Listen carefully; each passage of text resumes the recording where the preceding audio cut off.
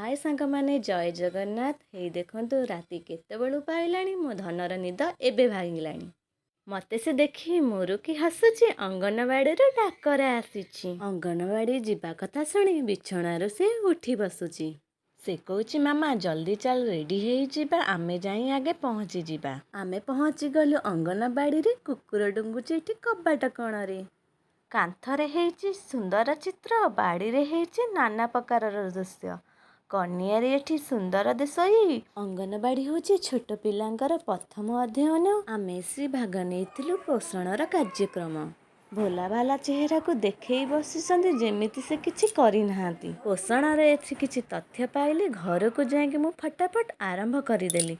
ପ୍ରଥମେ ମୁଁ ସୋଲା ମଟର ମୁଗକୁ ସିଝେଇ ଦେଲି, କାରଣ ଛୋଟ ଛୁଆ କଞ୍ଚା ଖାଇପାରିବନି ବୋଲି। ତାପରେ ଗୋଟେ ବାଉଲ୍ ନେଲି, ସେଥିରେ କିଛି ସିଝା ମଟରକୁ ନେଲି। ସେଇ ସିଝା ମଟରରେ କିଛି କଟା ହେଇଥିବା ପିଆଜ, କାକୁଡ଼ି, ବିଟ୍, ଗାଜରକୁ ମଧ୍ୟ ପକେଇଦେଲି। ସ୍ୱାଦ ଅନୁସାରେ ଟିକେ ଲୁଣ ପକେଇଦେଲି। ତା ଦେହରେ ଟିକେ ଜିରା ଗୁଣ୍ଡ ଦେଇଦେଲି। ତା ପାଟିକି ଭଲ ଲାଗେ ବୋଲି ସେଥିରେ ଟିକେ ଲେମ୍ବୁ ଚିପୁଡ଼ି ଦେଲି। ଏବେ ଚା'ଟିଟେ ମୋର ପ୍ରସ୍ତୁତ ହେଲା। ତାକୁ ନେଇକି ମୁଁ ଖାଇବାକୁ ଦେଲି। ଆନନ୍ଦରେ ସେ ଖାଇଦେଲା। ଝାଡ଼ୁ ଧରିକି ସେ ବାହାରକୁ ଗଲା।